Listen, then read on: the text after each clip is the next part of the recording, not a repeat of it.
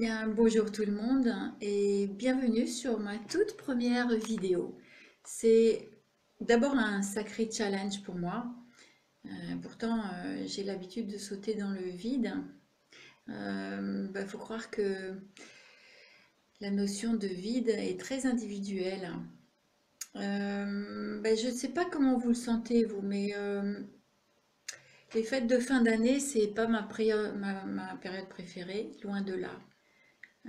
Je la trouve particulièrement propice aux vagues souvenirs et aux croyances de toutes sortes, aux blessures qui ressurgissent de l'inconscient. Elle est caractérisée par des habitudes que je trouve absolument obsolètes et des rituels qui, pour beaucoup, ont perdu tout leur sens. En tout cas, c'est une période qui m'a inspiré le premier sujet que j'ai envie de partager avec vous. Et je l'ai intitulé Maman, pourquoi j'ai mal? Quelle question bizarre, n'est-ce pas? Comme s'il y avait quelque chose qui cloche dans cette demande. Avez-vous déjà entendu votre enfant demander Maman ou Papa, dis-moi pourquoi j'ai mal? Je suis à peu près sûre que non. En ce qui me concerne, en tout cas, ça ne me serait jamais venu à l'esprit de poser cette question à mes parents. Bon, à part le fait que j'ai jamais pu poser aucune question à mes parents, j'ai la certitude que les parents sont vraiment les derniers à savoir pourquoi leur enfant a mal. Pouvez-vous décemment croire que vos parents savent pourquoi vous souffrez? Ou pouvez-vous décemment croire que qui que ce soit d'ailleurs sache pourquoi vous souffrez? Vous êtes vous-même déjà demandé pourquoi vous souffrez? Si j'entends parfois que c'est de la malchance, que c'est le mauvais sort, c'est la conjoncture. Plus rarement aussi, je l'ai bien cherché. Bon, ce qui finalement revient à dire que vous n'avez pas vraiment l'idée de pourquoi les choses vous arrivent. Et à ça, il y a plusieurs raisons. D'abord, parce qu'il y a cette habitude de chercher plutôt le comment sortir d'une situation pénible, plutôt que de se demander pourquoi cette situation se répète. De mon expérience, on cherche plutôt des réponses au comment. On dit comment j'ai pu me débrouiller pour en arriver là? Ou comment traiter un mal de dos chronique? Ou bien comment éviter de retomber dans un piège relationnel? Comment faire pour trouver l'âme sœur? Comment devenir riche? Bon, normal, la société, les parents, l'école, l'université, la politique, tout le processus économique, ils vous donnent justement le comment devenir ceci ou cela. Le comment fabriquer ce dont vous rêvez, par exemple. Le comment gérer ou contrôler votre entreprise. Et puis les médicaments pour faire disparaître vos symptômes quand vous êtes malade. Quand un ado est déprimé, il va éventuellement demander à ses proches ou à sa meilleure amie, ou bien parfois se questionner lui-même sur comment faire pour s'en sortir et trouver de son côté des palliatifs, des substituts pour essayer d'aller mieux. Ou quand un de vos amis se plaint que tout va mal, vous allez souvent essayer de lui proposer de lui trouver des solutions à son problème. Et si je regarde dans certaines formations qu'on nous propose sur Internet ou dans certains milieux pseudo-spirituels très en vogue ou dans les salons du mieux-être, hein, mais on vous offrira, ou plutôt on vous vendra assez systématiquement des trucs pour maigrir sans arrêter de manger, par exemple. Ou les 7 astuces pour devenir riche en 3 heures, ou la meilleure assurance pour dormir sur vos deux oreilles, ou des vaccins pour ne pas tomber malade, ou encore comment vivre une vie de rêve en s'achetant le dernier 4x4. Mais c'est toujours des comment qui, à un moment ou à un autre, n'ont plus l'effet escompté et ne nous empêcheront pas de retomber dans le problème de départ. Alors, si vous voyez de quoi je veux parler, Si vos expériences vous ont mené à la même constatation que moi, je vous propose d'aller un peu plus loin dans le sujet. Je vais prendre un exemple concret. Observons un bébé qui pleure. Combien de fois voit-on son entourage chercher à le calmer, comment le faire rire, ou comment détourner son attention? Et j'entends souvent l'adulte dire, par exemple, c'est rien mon chou, allez, ça va passer. J'ai même entendu des mamans qui rentrent harassées après une journée de travail et qui se désolent parce que leur progéniture attend justement ce moment-là pour se mettre à pleurer.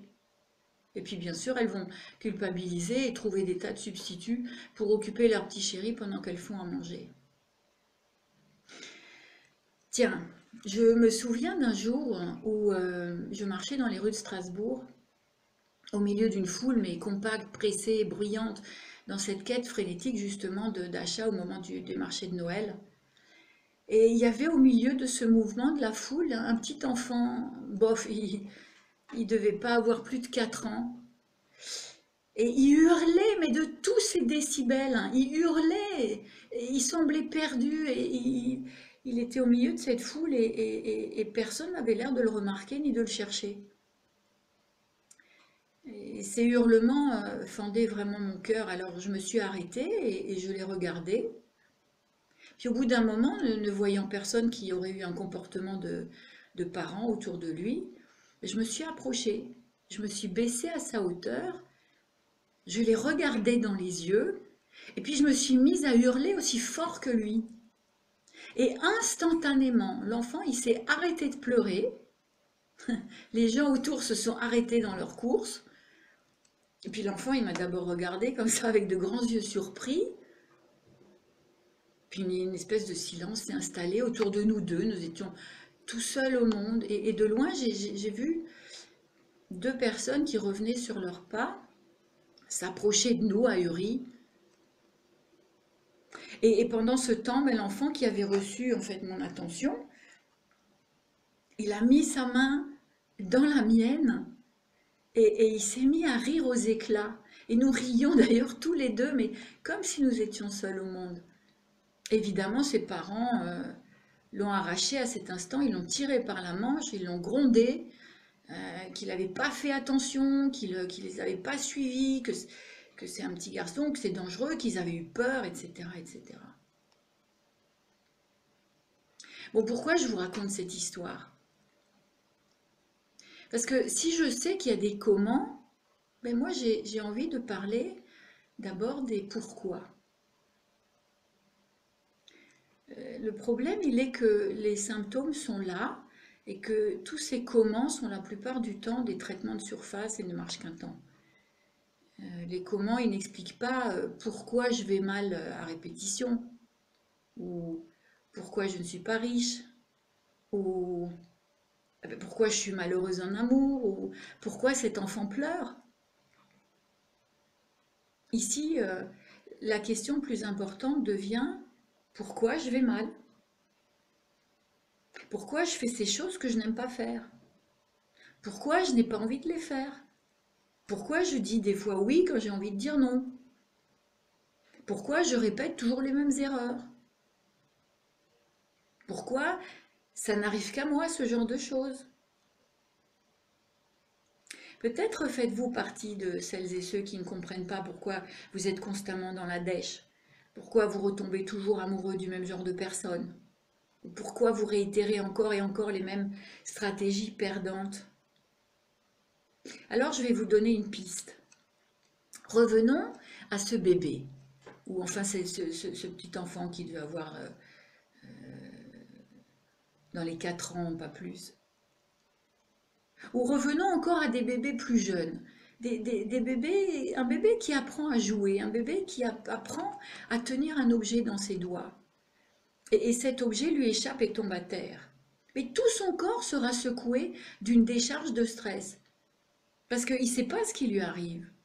Il ne comprend pas. Et il va éclater en sanglots. Ou du moins, il aura besoin infini de pleurer ça. Et ces pleurs ne seront que les signes qu'il a besoin d'éliminer ce stress de son corps. Vous me suivez?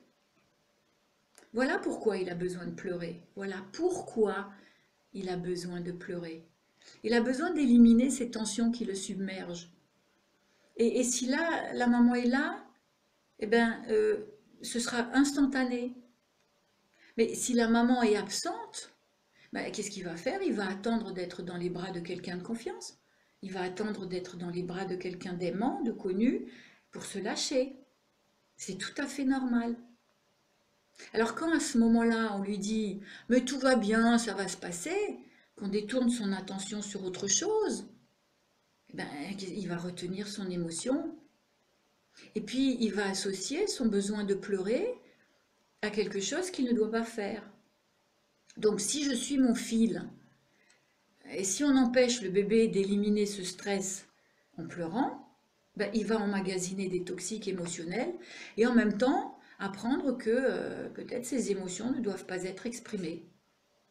Et le fait de ne pas laisser les émotions s'exprimer dans l'enfance, ben, ça induira un ado qui reniera ses ressentis et ne saura pas quoi faire de ses émotions, et puis qui deviendra un adulte malade du refoulement de ses émotions. Et c'est là un début de maladie. Bon, ce sera certainement le sujet de prochaines vidéos. En tout cas, on sait que si les émotions sont réprimées, elles créent les tensions dans le corps et au fur et à mesure, elles vont devenir une bombe à retardement. Et quand une goutte vient faire déborder ce vase, alors l'explosion est souvent d'une violence qui dépasse largement notre compréhension. Voilà pourquoi le pourquoi est si important. Comprendre le pourquoi de nos émotions toxiques, tout autant que le pourquoi de nos émotions dynamisantes d'ailleurs, permet de moins souffrir, de moins tomber malade et de moins attirer la disharmonie dans nos vies. Et là, il y a le cerise sur le gâteau.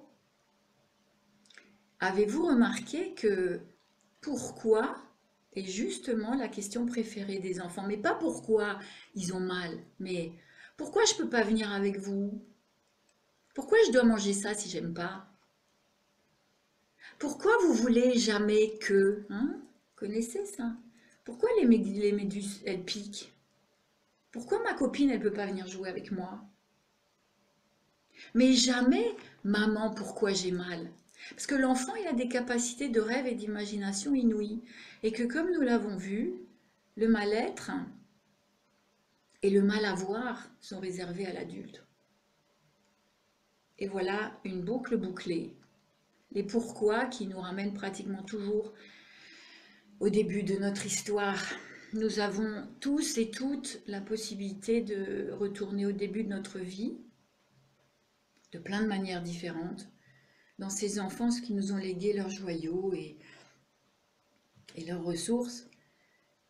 Et il ne tient qu'à nous d'en tirer, comme on dit, la substantifique moelle et d'écouter leurs messages importants et de recevoir leurs cadeaux. Voilà, ces premières réflexions que j'avais envie de partager avec vous. C'est un petit début et la suite au prochain numéro. Alors les amis, n'oubliez pas que vous avez le pouvoir de changer. Et je vous aime.